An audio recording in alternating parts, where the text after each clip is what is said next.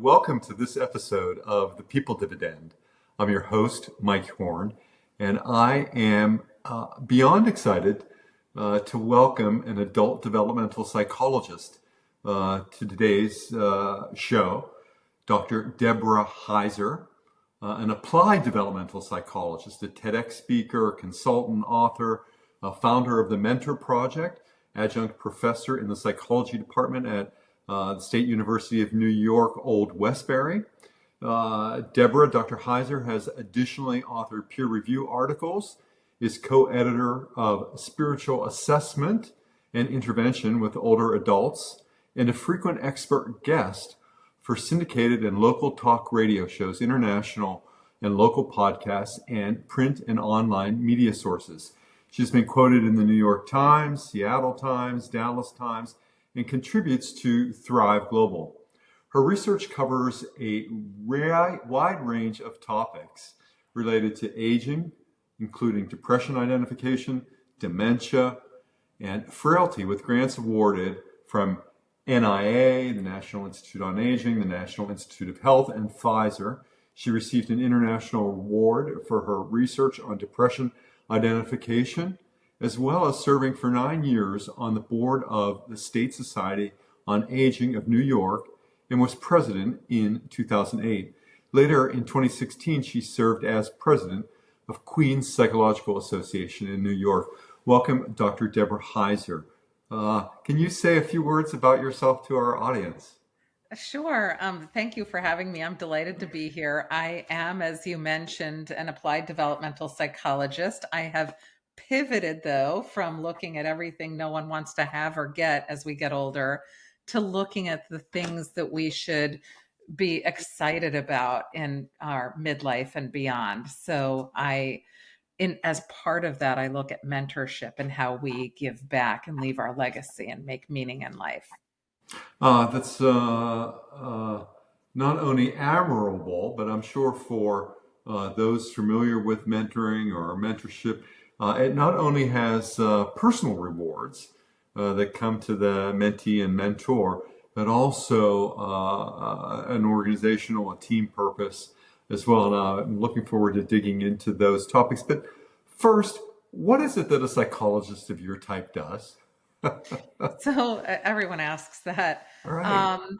So most people think of a clinical psychologist, and that's Uh-huh. somebody who's looking at pathology, things that, you may want to work on to get back on track, or that, really need some addressing. So it's looking at pathology. I trained and was able to take the licensing exam in that respect. So when I say I'm an applied developmental psychologist, I do the research, but I also have been trained to work with individuals. So I look, though, and most developmental psychologists do, look at what we should expect through the lifespan. So if you think of a child developmental psychologist, they're looking at when do kids walk and talk and do those milestones.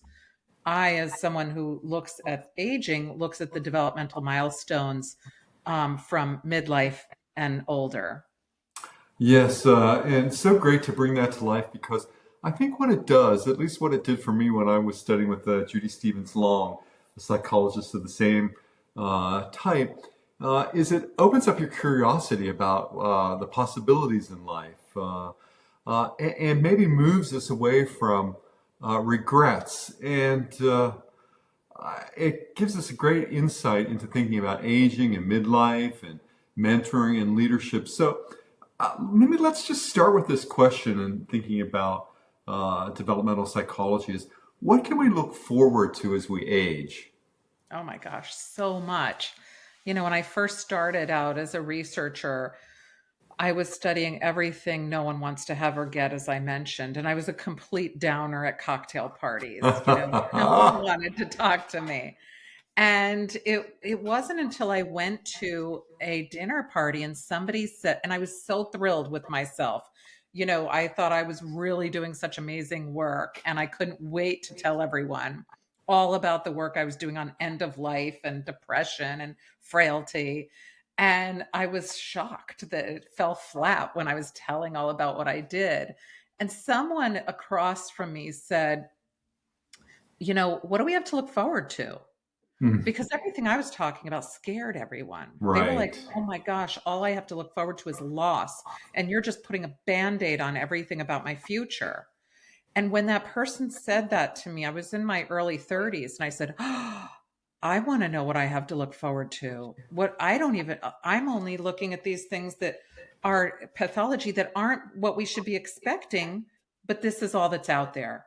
So I went back to research and I was shocked to find that we have so much to look forward to. It just wasn't making it to the media. We look at life as an inverted V physically, but Right. our emotional trajectory, which is, when somebody says, hey, what do you want for your kids when they grow up? We say, we want them to be happy. Well, we can Mm. expect that.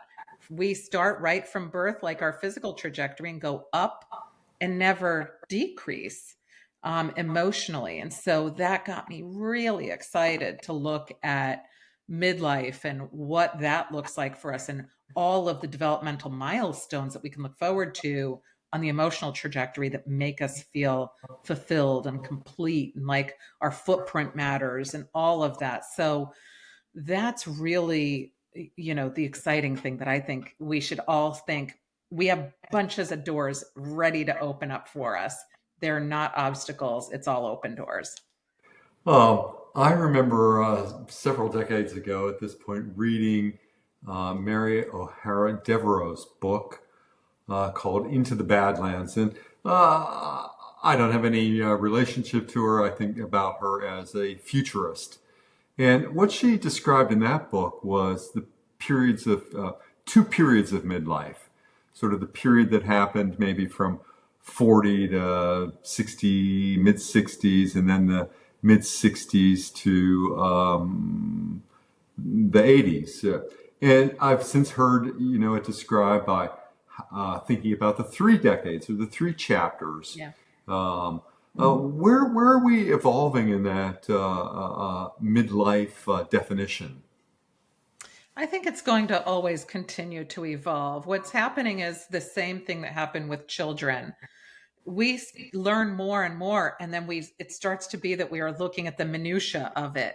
The what we're looking at is more and more narrow. So it was like the Wild West when you were talking about the people who first started looking at aging. And so Right. it was very broad. And now we're able to really, what you said, it went from 2 to 3. Uh-huh.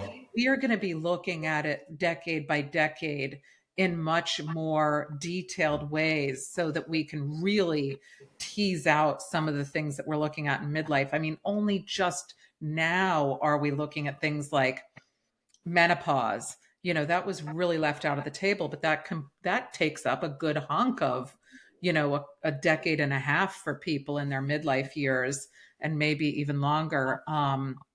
We're also now just starting to learn about loneliness and social prescribing and all of these things that are being added to it. So I think it's going to just get more narrowly focused as we learn more.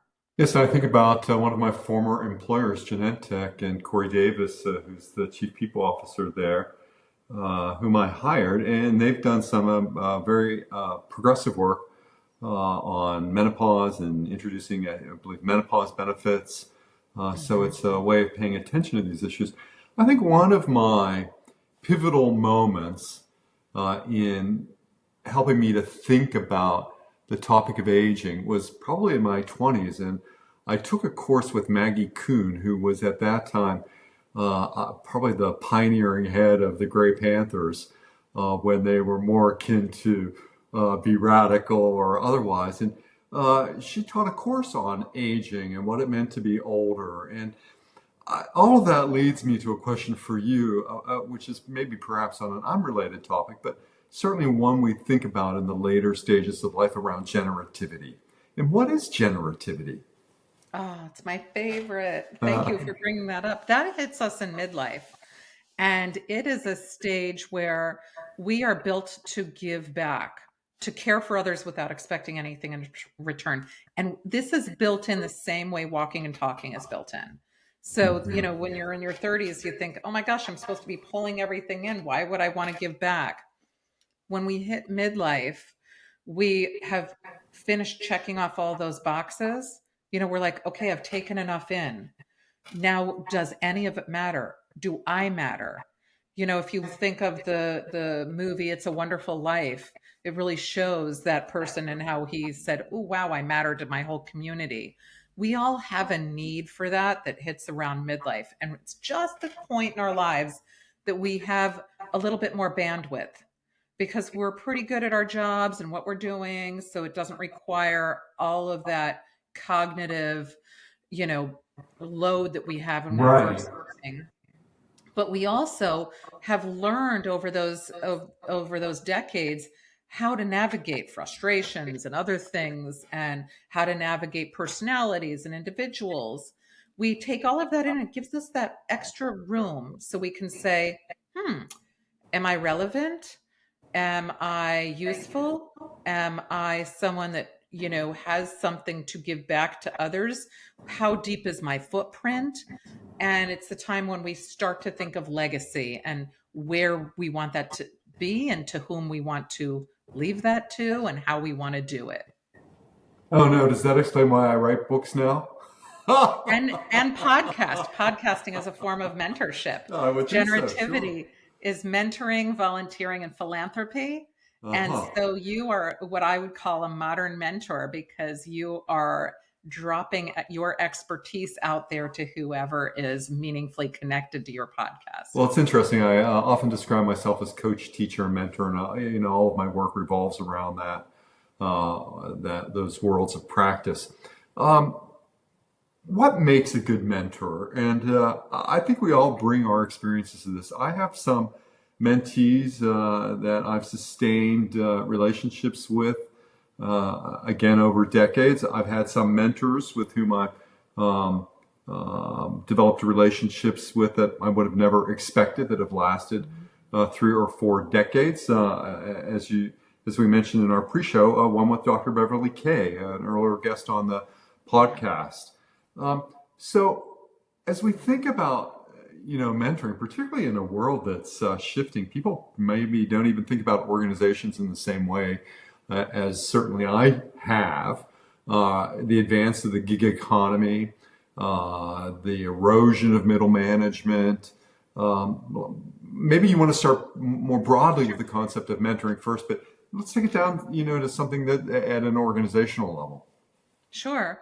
I can first start to define it for you. So, because a lot of people have been using the term incorrectly, and it makes it feel like there could be failed mentorship. And really, mentorship is or it isn't. It's not that there's like a failed mentor, there's no toxic mentor. That somebody like that just isn't a mentor. Yeah. So the real definition is think of making brownies, right? If you leave an ingredient out like sugar, it'll look like it, but it's not going to taste like it. Right. So mentorship needs first generativity. Somebody has to want to give something back to someone. So if you're told you must do it, that probably, it has to really come from you. You want to generate something from yourself and give it to somebody who wants it. That person also has to want to receive it. Right. The second thing is it needs to be intrinsically motivated. So if you're getting paid, you're not a mentor. You're something else amazing. You could be a coach, you could be an advisor, you could just be an amazing leader. But if you're getting paid, you're not a mentor. So, and I like to think of that as if I were to say to you, hey, Mike, would you like to go volunteer time at a soup kitchen giving out food and beverage to hungry, thirsty people? You might say, I'd like to. Sure. It makes me feel good to do that. But if I called you while you're on your way and I said, you know what, take a left and go volunteer time at Starbucks, that's going to have a very different feel. And that's how it often feels in a workplace when a person is getting paid to mentor. So that it needs that intrinsic motivation. The next thing is it needs a meaningful connection. You have to like each other. If you Mhm. feel like, oh, I'm going and I'm talking to my mentor, it's like time I'm putting in, or, vice versa, that's really not going to be a good mentoring relationship. It also needs to be that there's trust. So if I'm an entrepreneur and I think that you're going to come and get mentored by me and steal my idea and run off and, form your own company, that's a real problem. Likewise, if you said to me, hey, I'd like to get mentored, but you feel like if I knew your vulnerabilities, I would maybe give you a bad performance evaluation or not give you a raise. That trust, is a key component there. And finally, there should be a goal, and that can be a one-off goal, or it could be one that changes over time, if you have a long-term relationship. So you really need all of these together. It often happens this way, just organically, and people are doing it. But sometimes there's one component missing, and it feels like it's off, and then people think mentoring doesn't work. Dr. Deborah Heiser, it's so amazing to see how you're advancing this work. Particularly, our listeners can go to mentorproject.org. But I'd like to dig in with this more, and you'll find everyone will find it in the show notes today, as well as other ways to get in touch with this work. Is mentorship always intergenerational, or how do you think about that? Oh, mentorship is anything. So, yes, it can be intergenerational. If I'm working for an ad agency, for example, and I want to see how younger people than myself, a different generation, like millennials, think about, say, iPhones, I need their expertise. I have to have that, or I'm going to sell and it's going to land flat. We see this all the time. It should always be intergenerational, in the sense that if we're looking to get education from somebody in some way, that's how it is. But our biggest, most impactful mentorship is lateral mentorship. Well, what is that? So this is where our tech boom was all built on lateral mentorship. The founding of the United States, the founding fathers were all lateral mentors. Everyone was an expert in their own area. No one was the boss. So it's not hierarchical where you're trying to be pulled up the ladder. So if you're an entrepreneur, you're in tech, you're developing or designing things, likely you are engaged in lateral mentoring constantly and you just don't know it. So if I'm a hardware engineer and I say, hey, Jim, software engineer, can you help me with this? I need to develop something. That person is your mentor as they teach you and you learn how to incorporate something into what is happening. So lateral mentoring is really the force behind most of the impact that has come from the tech boom. If you look at any new thing that has happened, like one of the fathers of the firewall is Bill Cheswick, and he worked for Bell Labs, and he's one of our mentors. And he told me the story about how he came to be one of the fathers of the firewall. He was tasked with doing this. They said, you're an internet security guy, build us a firewall, make an network firewall. And he was like, oh, all right. So he starts out and he gets as far as he can go. And he says, uh-oh, I'm not going to tell my boss I don't know how to finish it. He's not going to be happy with that.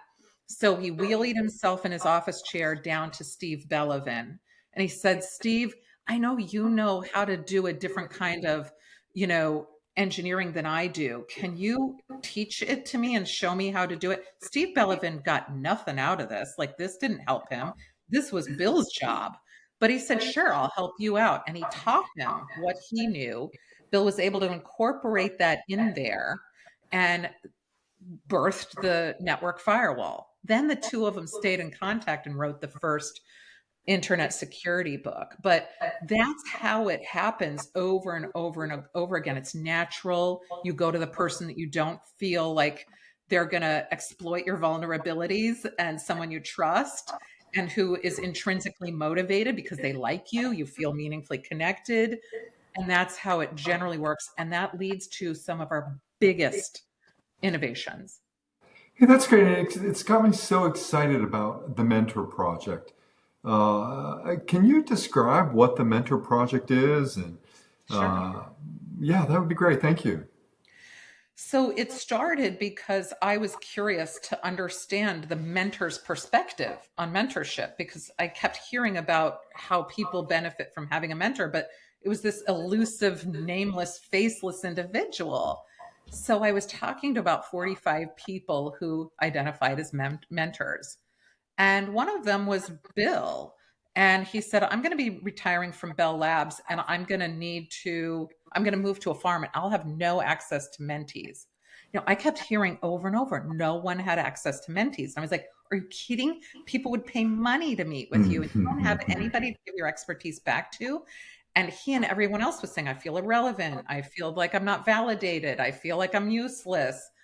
So we started with Bill and a couple of other people to get them into schools so they could mentor just for free, just for fun, like just a little group of people doing this wonky idea.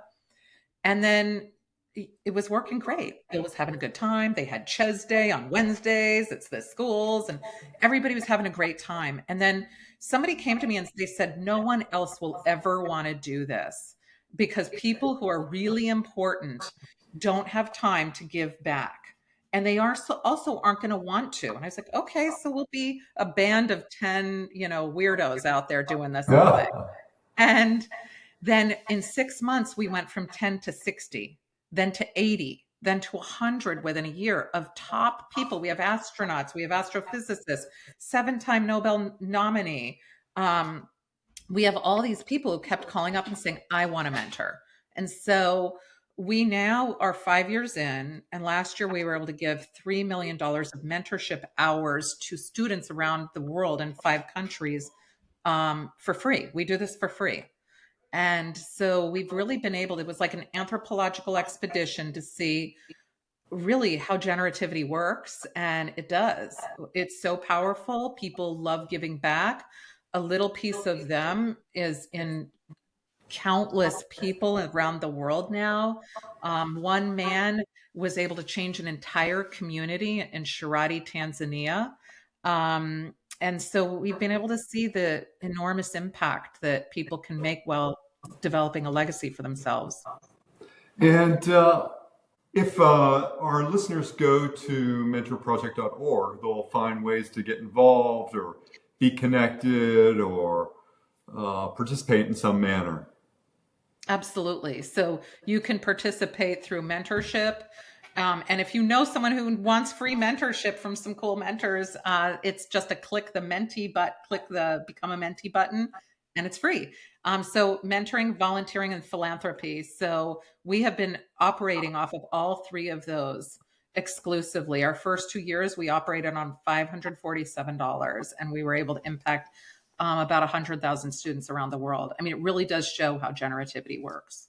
Well, it's just absolutely amazing and fascinating to be in conversation with Dr. Deborah Heiser. Deborah, as we think about the evolution of 2025 and this important topic of mentoring, and organizations are in a lot of stress relative to changes in employment status. What advice or guidance would you give to our HR leaders, our HR executives, moving into the remaining portions of 2025? What advice or recommendations would you give on any of the topics that we've discussed, so broad or specifically around mentoring? I'd say to understand that your midlife and older employees, which is a big number, have this desire to be generative. And it really is so important that a company can offer that to people. It doesn't feel like it's being offered when it almost feels like an exploitation in some ways when it becomes a part of you must do this as your job. Mm-hmm. But when you're able to offer it organically, and there's so many ways to do that, then a person can feel like they're relevant, valued, validated, that they're useful, and that all of those boxes that they check matter. So an HR person has so much power in the lives of everyone who's midlife and older in making that difference for them. And I guarantee that's going to make explosive impact in their work, especially if it's organic and not put down as a box that needs to get checked, or that if they get a special something or other for being a mentor. As long as they're able to let it be organic, it always works out really well. Such a great and wise insight, and confirms my experience as a human resources executive. I often had little time for these very, well-rigged, well-crafted, heavily engineered mentor-mentee projects based on so many variables that, it would create the perfect soup. Yeah. And what about, mentoring groups and mentoring teams? And I always found them as an HR leader suspect. I Yeah. don't think that, They are. at least in my experience, where the most powerful mentoring relationships arise. Maybe Yeah. sometimes that happens in an organizational context. I mean, maybe it happens in a hierarchical context at times, but there are so many opportunities to connect with people who are interested, Yeah. engaged, and excited about your particular view or your particular domain expertise. That it certainly doesn't. I think the engineering makes for a lot of disappointed participants. You're absolutely right. And I'll also say that a lot of people say, I'm a coach and a mentor. Mm. And I would like to say something that is often controversial, but a coach is often doing things that fall in line with what a mentor does, but a person needs a coach and a mentor, and they are distinctly different. One is extrinsically motivated, and you have the goals of the company there. You need a coach. A coach is great. Have a coach, but you also need mentors. You should never think that you've got one and you're set. You should always be looking to get more. And so I just don't want. You open up another great topic because we think about the differences between coaching, mentoring, and also managing. And Yeah, so much you see so much junk about, oh, managers have to be coaches in order to be effective. Doesn't mean that they shouldn't have coaching skills. Managers should have some coaching skills. they should. Doesn't mean that a manager can't help somebody think about professional development. Yeah. They should have some That's skills in being that. a good leader. Right, That's what a good leader has. I tell people that all the time, right, that a leader is supposed to be doing those. You're doing your job right. You don't have to give extra titles for everything that is a component of that. yeah, It's like, if I'm an advisor and I am to students, I tell them I get paid to do this. right, I do it well because I care about you. That's part of my job. And that's why I'm good at this. I'm not your mentor. I am outside of the classroom if you contact me for something outside of what I do here. And leaders, if they can think of themselves as, I want to strive to have all of those components there to make me a good leader, that doesn't devalue your leadership. That just says you're pretty darn right. good at what you do. I have one additional question before we wrap up with Dr. Deborah Heiser and mentorproject.org. And I have coaches to my business. How do we market effectively? How do we develop business effectively? How do we get our message out to the world? And that happens through a lot of different mediums. And I always joke that I've had the worst mentors because they've all worked until they've died. Their Oh, work was their and they all have worked until the last days of their lives. So I always say I've had mentors. I think they have passion, and that probably Uh-huh. was what drove them to work up until the end. I think you're right. And it's been great to hear your passion around mentoring and applied developmental psychology to understand the importance that HR leaders should pay attention to at midlife and what that means in organizations. So thank you for all of your insights, your wisdom. Do you want to talk just a moment about how people get in touch with you, perhaps? Sure. You can reach me on LinkedIn. You can reach me I have a website, deborahheiser.com, through the Mentor Project. Just leave me a message on the contact us page. I write for Psychology Today, so you can, reach me there. And you can also reach me through the book that I wrote, The Mentorship Edge, which is available wherever you get books. Ah, great. So many great ways to connect. And what a great resource and wonderful to be in conversation today with Dr. Deborah Heiser. And until the next episode of the People Dividend, stay well.